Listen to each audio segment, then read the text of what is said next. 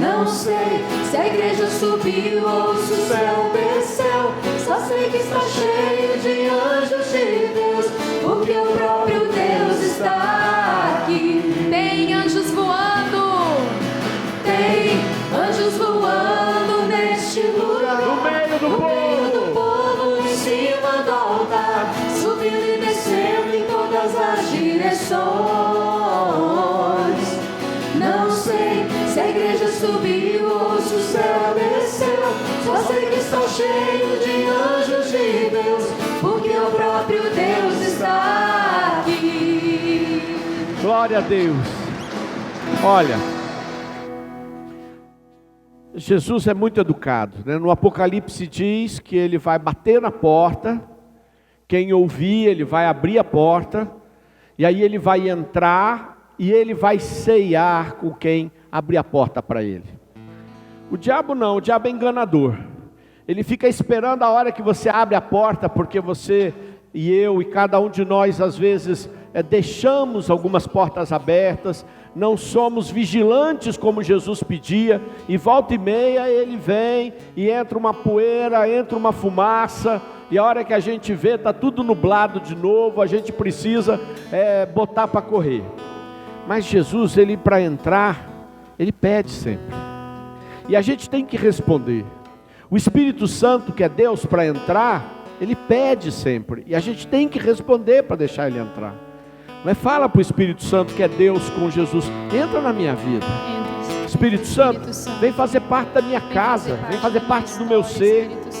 Eu abro a porta para o Espírito Santo. Diga isso, diga que você abre a porta para o Espírito Santo. Se você tem filhos, você tem autoridade. Se você está casado na igreja, você também tem autoridade. Fala: eu abro a porta para o Espírito Santo vir também nas pessoas que vivem comigo. Eu abro a porta agora, Espírito Santo, porque precisamos da tua presença. Seja bem-vindo, Espírito Santo. Meu coração é o teu lar. Seja bem-vindo, Espírito Santo. Seja bem-vindo,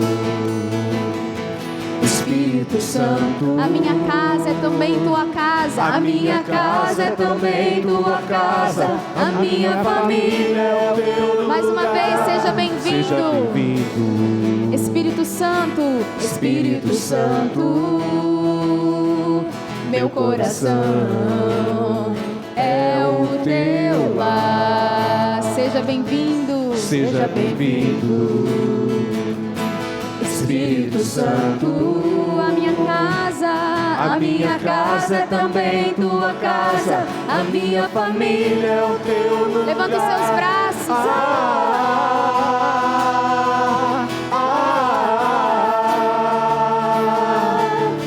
Vem em mim morar.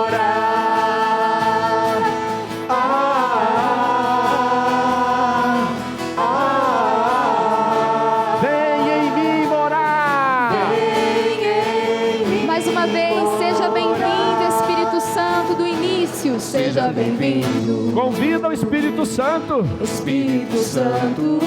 Meu coração é o teu lar. É o teu lar. Seja bem-vindo, Espírito Santo. Espírito Santo. A minha casa é também tua A minha casa. casa é também tua casa. A minha família é o teu lugar. Vem em mim morar. Vem em mim morar.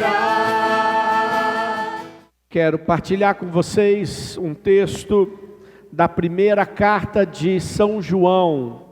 Primeira carta de São João, no capítulo 2. Quem quiser acompanhar, esses dias um irmão falou: Sidney, eu acompanho, eu baixei a Bíblia Ave Maria no meu celular, fica chato eu acompanhar? Eu falei: não, o que você não pode é ficar no WhatsApp junto, né? Aí não é bom. Mas você acompanhar a Bíblia pelos meios eletrônicos não faz diferença. E diz assim: versículo 18, do capítulo 2, da primeira carta de São João. Filhinhos, esta é a última hora. Vós ouvistes dizer que o anticristo vem. Eis que já há muitos anticristos, por isso conhecemos que é a última hora. Eles saíram dentre nós, mas não eram dos nossos. Se tivessem sido dos nossos, ficariam certamente conosco. Mas isto se dá para que se conheça que nem todos são dos nossos. Vós, porém, tendes a unção do Santo e sabeis todas as coisas. Não vos escrevi como se ignorasseis a verdade, mas porque a conheceis, e porque nenhuma mentira vem da verdade. Quem é mentiroso, senão aquele que nega que Jesus é o Cristo? Esse é o anticristo que nega o Pai e o Filho. Todo aquele que nega o Filho não tem o Pai. Todo o que proclama o Filho tem também o Pai. Palavra do Senhor. É um texto que às vezes as pessoas acham difícil, porque como ele fala da última hora, as pessoas ficam pensando, não é, se isso não é um equívoco do autor. Muitos estudiosos, inclusive, acham que São Paulo proclamava que o mundo estava acabando, e ele, quando falava da última hora, ele não tinha uma dimensão de que aquela última hora pudesse demorar mais do que ele esperava. E eu acho até que esses estudiosos não estão de todo errado, não. Porque São Paulo tinha uma característica apaixonante na minha maneira de pensar. Tudo que ele fazia, ele se entregava completamente. Então, quando ele estava no judaísmo, como um grande servo do judaísmo, ele chegou ao ponto de pegar carta para perseguir os cristãos, inclusive mandá-los para a prisão, e foi um dos que coordenou, digamos assim, o apedrejamento de Estevão. Por isso também, quando Paulo se entregou para Jesus, ele se entregou tanto. Às vezes eu ficava olhando a fé de Paulo e falava assim, por que quando Paulo teve esse encontro com Jesus, o pecado, as fraquezas foram vencidas, e às vezes na minha vida eu continuo lutando. E aí me deu um insight, eu posso até estar errado, mas para mim, é porque ele fez uma entrega muito mais completa que a minha. E se a minha, eu sei que foi uma entrega corajosa e ousada, e eu sei o quanto eu me entreguei para o Senhor, eu posso dizer que a de São Paulo foi com uma fé completa. E aí, Deus teve todo o espaço para trabalhar dentro dele. São João já vai escrever essa carta depois que São Paulo já tinha morrido. Já tinha sido decapitado lá em Roma. Pedro já havia sido crucificado de ponta cabeça, e São João vai escrevendo a carta como um dos últimos dos discípulos vivos, daqueles apóstolos pelo menos. A gente não sabe, mas provavelmente ele era realmente o único que estava vivo nesse momento. Não é? Tiago o Tiago mártir já havia sido morto ainda nos Atos dos Apóstolos, a gente tem essa narrativa. O outro Tiago, a gente vê na tradição que ele foi jogado num precipício para matá-lo. André, depois de muito tempo, acabou sendo morto quando evangelizava aquela região ali, que depois se tornou a capital do mundo, Bizâncio, aquela região toda ali do Oriente. Então São João está olhando para tudo, mas ele não está olhando como perda, porque ele sabia que todos aqueles que estavam com ele tinham alcançado um troféu maior. Mas ele olha para o mundo e fala assim, a coisa maligna está muito presente. essa última hora ainda está acontecendo. Nós estamos nessa última hora. E se São João lá estava na última hora, eu acredito que nós já devemos aqui estar em torno dos 50 segundos, né? Dos 50 minutos, não é isso? Se a hora tem 60 minutos, nós devemos estar lá pelos 50 minutos. Eu, esses dias, vendo a comoção mundial, do sofrimento das pessoas fugindo do desastre econômico, desastre militar daqueles países da África e aqueles países do Oriente Médio, eu fiquei olhando aquele sofrimento e o repórter dizendo num desses canais de notícia, já está um êxodo do tamanho da Segunda Guerra Mundial, mas não vai acabar agora, deve levar mais uns 3 anos, no mínimo, na melhor das hipóteses, se todas as soluções boas forem feitas, nós vamos ter visto o maior êxodo da história da humanidade. Quer dizer, uma catástrofe como nunca existiu na história. Portanto, nós estamos vendo a vitória, que é parcial, porque eu sei que ele vai ser vencido no final, o diabo, mas neste momento uma vitória dele. Porque do que se alimenta o diabo? Se alimenta da dor, se alimenta do sofrimento. Por isso é que eu fico às vezes arrepiado quando alguém fala para o outro que ele está sofrendo porque Deus quis. Quem se alimenta do sofrimento é o diabo. Acontece que Deus não nos trata como marionetes para nos controlar e controlar o mundo. Ele entregou esse mundo para nós e de forma especial para os filhos de Deus, para aqueles que professarem o seu nome, para aqueles que deixarem o Espírito Santo agir. Estes têm uma missão maior. Por isso que é tão doloroso quando aqueles que se dizem cristãos roubam, traficam. Eu me lembro uma vez a cena de um deputado do Acre, grande traficante da região, na hora do inquérito dizer assim, eu estou orando muito e Deus vai me tirar disso. E eu até acredito que se ele se converter de fato e Deus achar que tirando ele disso vai ser um grande testemunho, Deus pode fazer.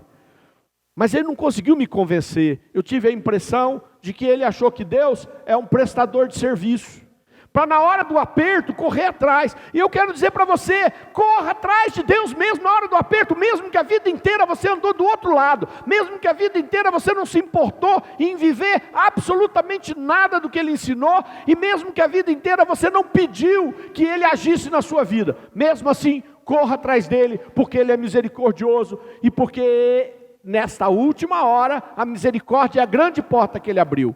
Só que para nós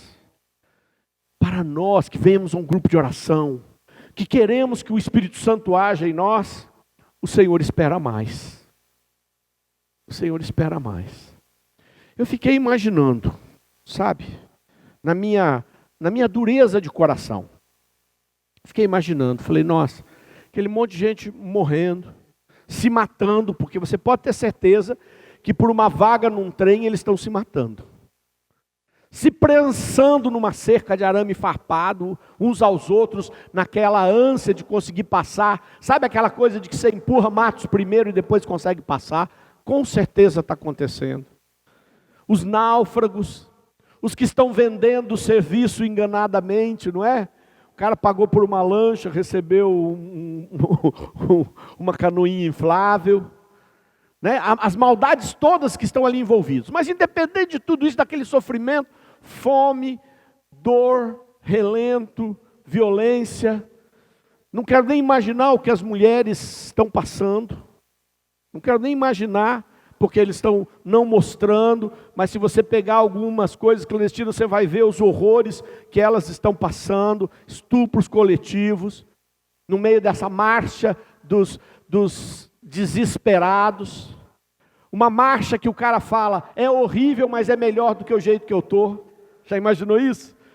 Você saber que é tudo ruim, mas que do jeito que está é pior. E no meio desse sofrimento todo, eu fiquei imaginando, falei, e aí vai chegar num outro país, a economia do outro país vai sofrer, por isso que estão todos desesperados, não é?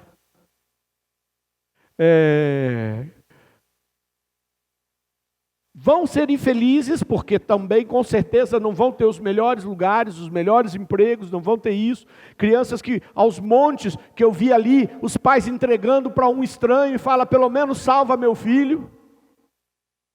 E essas crianças vão ter uma memória de sofrimento profundo. E a grande maioria não é cristão. E nós vamos continuar a ver um ódio de convívio. Eu estou aqui, sou inferior porque eu tive que sair de lá por culpa sua, porque o ser humano, ele é dado a arranjar culpados, e é por isso que Jesus dá a vida, porque ele diz, não é os outros que são culpados, eu absorvo em mim o sofrimento, eu quero salvar com o meu sofrimento, não com a culpa do outro. Jesus não disse assim, vamos para cima dos romanos e destruamos o invasor, destruamos o opressor. O discurso de Jesus é muito diferente. É muito diferente. E aí a gente vê matando por religião aos montes lá, né? Para ter poder. A gente já viu matar por dinheiro, né? Matar por poder. Aqui é mais comum isso, nas nossas favelas. E lá matar por religião. E fazer as pessoas irem ainda com a sua religião, tentando encontrar o que Deus quer dizer com isso. E eu quero falar para vocês, o anticristo está por trás disso tudo. Então cabe a nós que experimentamos o poder de Deus, levantarmos a Deus um grande clamor, um coração mudado. Eu estava assim, eu sou duro, meu coração é duro, sabe? E eu fiquei pensando assim, estava assistindo um momento de televisão, eu falei assim, meu Deus, esse pessoal tudo muçulmano, que tem ódio por nós cristãos, que vão fazer homem-bomba. Né? Fiquei pensando. E aí aparece o Papa Francisco e diz assim, 2 famílias dessas eu quero abrigar lá na casa que ele mora. Papa Francisco, quando ele assumiu o pontificado, ele não quis morar na mansão dos papas, ele quis morar na casa dos padres, onde moram todos os que trabalham lá, que é uma casa grande, com vários quartos, com café comunitário, uma pensão. Uma pensão não de luxo, mas com certeza uma boa pensão. Ele falou, 2 dessas famílias vai morar aqui, porque eu quero que em todas as paróquias do mundo, em todos os mosteiros do mundo, abriguem uma família, porque se a gente não fizer, a gente não pode falar. A palavra que eu escolhi hoje é para dizer para vocês que esse é um dos sinais. Um dos sinais. A gente está sofrendo aqui no Brasil com roubo, não é? Com corrupção, com um problema na economia, não estamos sofrendo? Ou vocês não estão sofrendo? Só eu, né? E aí, a China, que eu não tenho nada com isso, entra em crise. E aí ela não compra ferro, né, professor? Não compra outras coisas, e todo mundo sofre. As dores são muitas. E nós temos que orar para que o Senhor nos preserve. Mas não adianta o Senhor nos preservar, cuidar dos nossos empregos, cuidar das nossas rendas, cuidar da nossa saúde, que a gente consiga ter acesso e que o Senhor faça milagres, se o nosso coração não perceber que tem uma batalha espiritual. Senão a gente só fica olhando para a gente, só fica olhando para o problema que a gente tem. E não percebe que a guerra é maior e que a hora que nós estamos é a última. É a última hora. E cada um de nós tem que fazer alguma coisa. Falar de Jesus. Ser templo vivo para levar o Espírito Santo. nos unirmos em oração, nos unirmos em solidariedade, ver o poder de Deus. Anunciar que o nosso Deus não é um Deus de teoria, não é um Deus do livro, Ele é um Deus ressuscitado, está presente, continua agindo, vale a pena. Vale a pena. Os outros, desculpa dizer, vão te decepcionar. Quem esperar do Sidney mais do que eu puder dar, vai se decepcionar comigo. Vai.